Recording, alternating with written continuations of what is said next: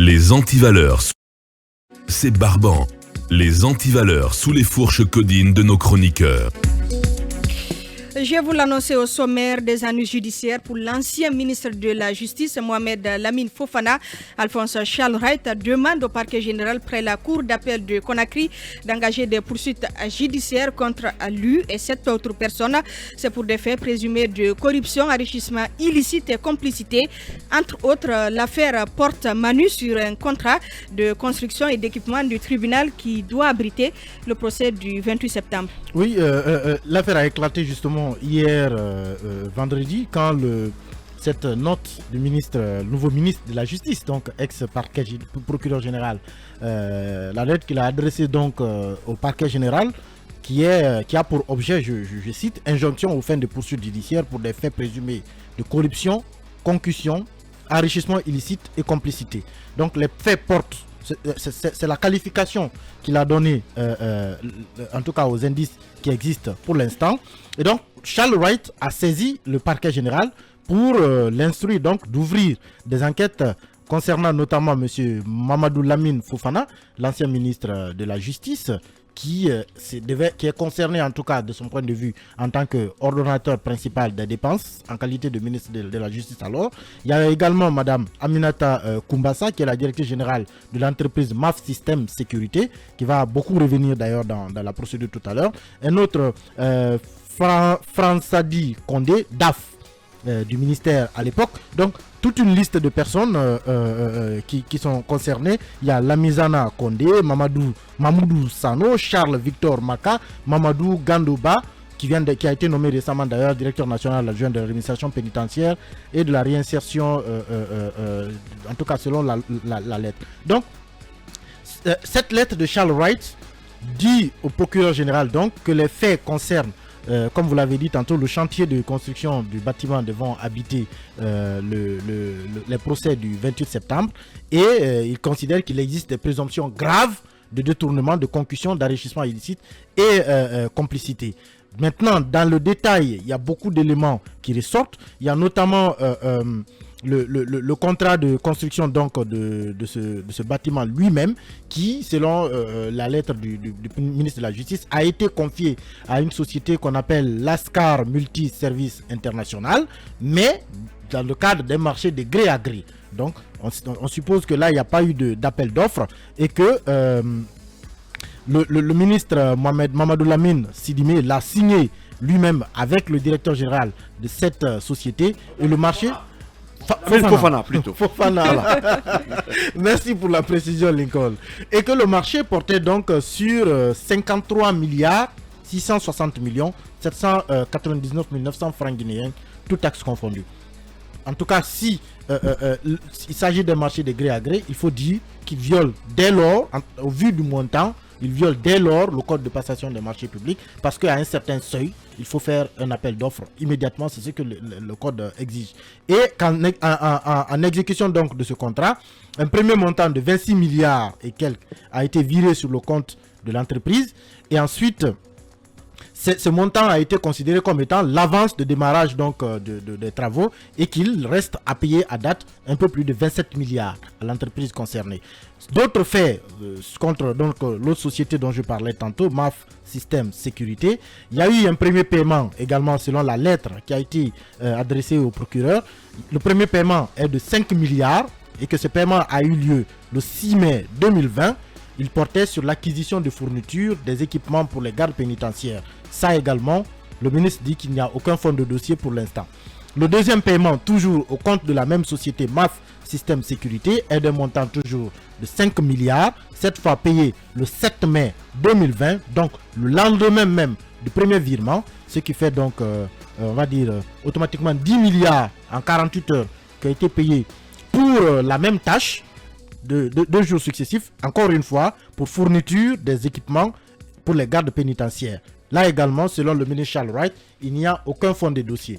Troisième paiement, cette fois encore pour l'entreprise MAF System Sécurité, c'est un montant de 7 milliards qui a été cette fois viré depuis un chèque de la Banque centrale, toujours au compte de l'entreprise, le 8 mai 2020. Donc, le 7 mai, un premier virement de 5 milliards. Le 6 mai, 5 milliards. Le 7 mai, 5 milliards. Le 8 mai, 7 milliards ont été virés pour la même entreprise.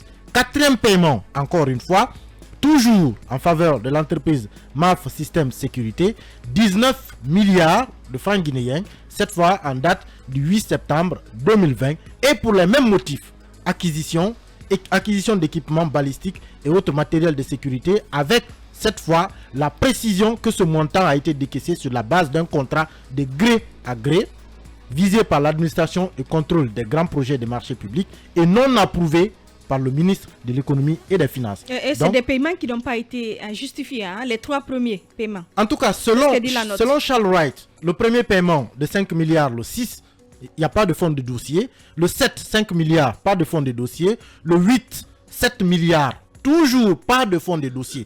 Et il précise pour l'instant. Donc, on n'a pas encore trouvé de dossiers qui peuvent justifier le paiement de ces montants.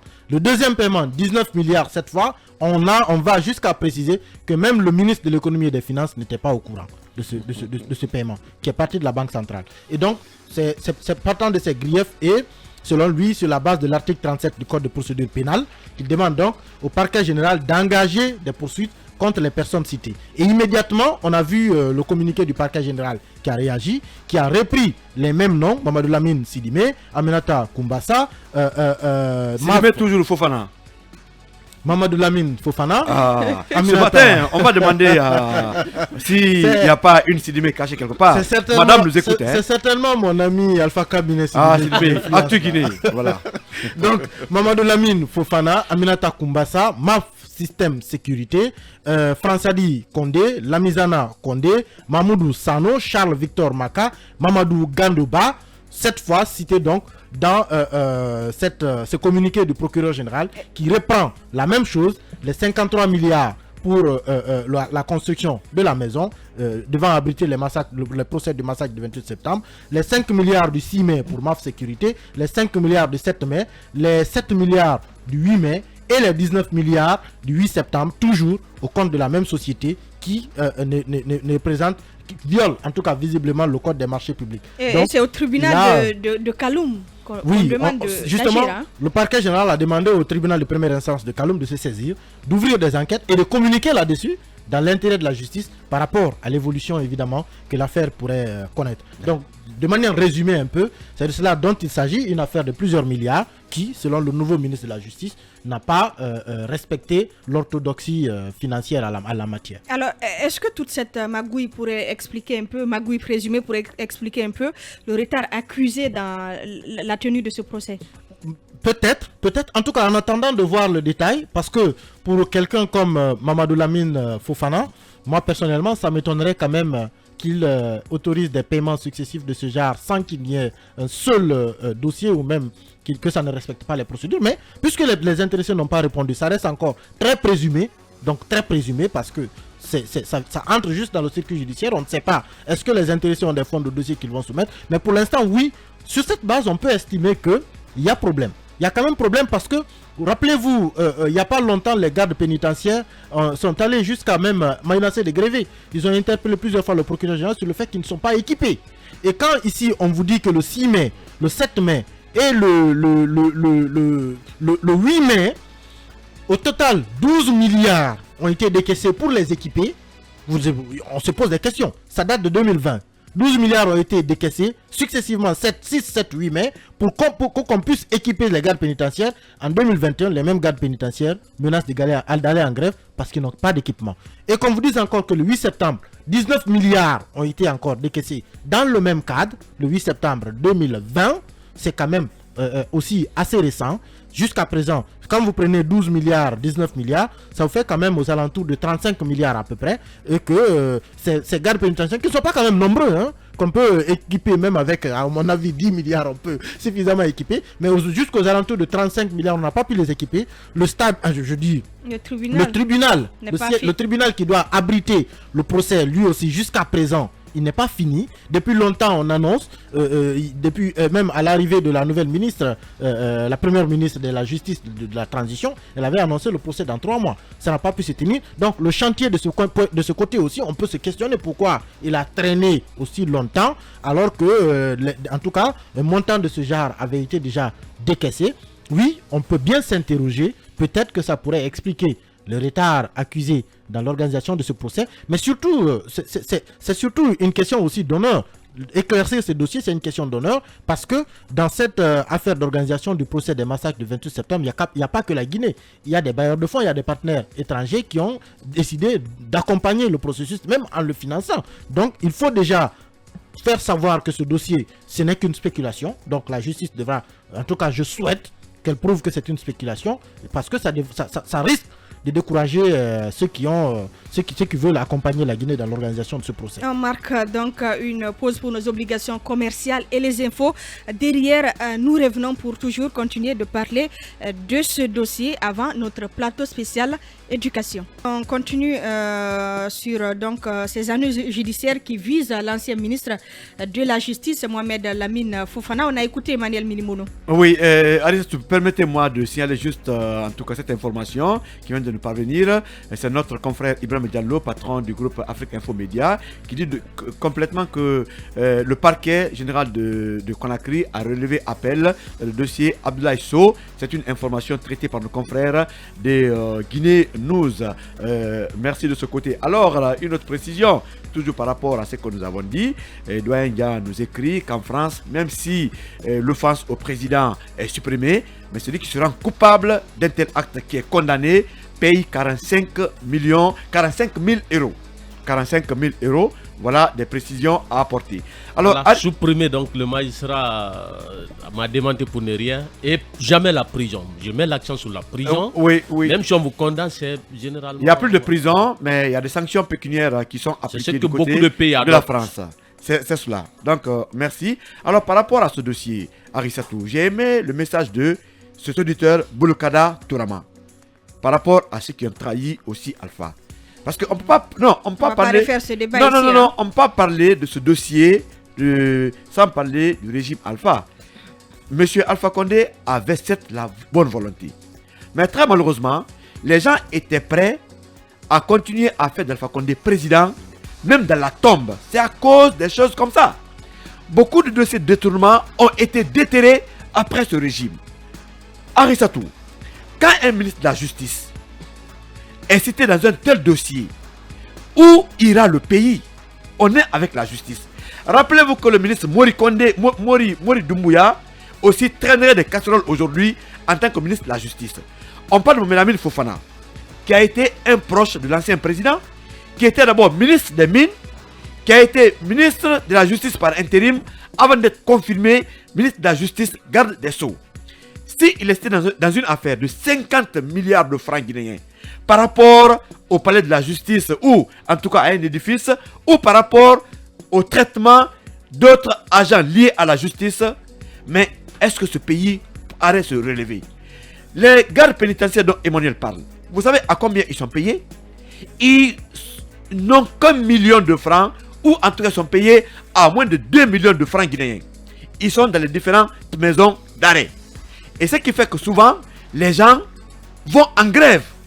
Mais ceux qui gardent les voleurs des milliards, s'ils n'ont pas 1 million sert quoi en Guinée? Quand vous achetez un sac de riz, vous payez votre loyer, qu'est-ce que vous aurez? Ces montants détournés pouvaient au moins aider à rehausser le salaire de ces gardes pénitentiaires qui souffrent de martyrs tous les jours. Arissatou, en dépit de cela, demandez-vous, est-ce qu'il n'y a pas un lien entre l'ancien ministre, il n'est pas encore coupable, il est présumé coupable, entre l'ancien ministre de la Justice et l'entreprise dont nous sommes en train de parler? Parce que, dans le temps, la plupart des responsables, des ministres y compris, avaient des entreprises, des sociétés à qui ils passaient des marchés. On le sait avec la fête de l'indépendance. Ce qui a fait que cela a capoté. Sinon, c'était l'une des meilleures initiatives présidentielles sous Alpha Condé. Mais ça donnait, finalement, ça a rimé à quoi? Merci à Charles White de nous avoir sorti un tel dossier. Et le tel dossier, ça existe un peu partout dans l'administration.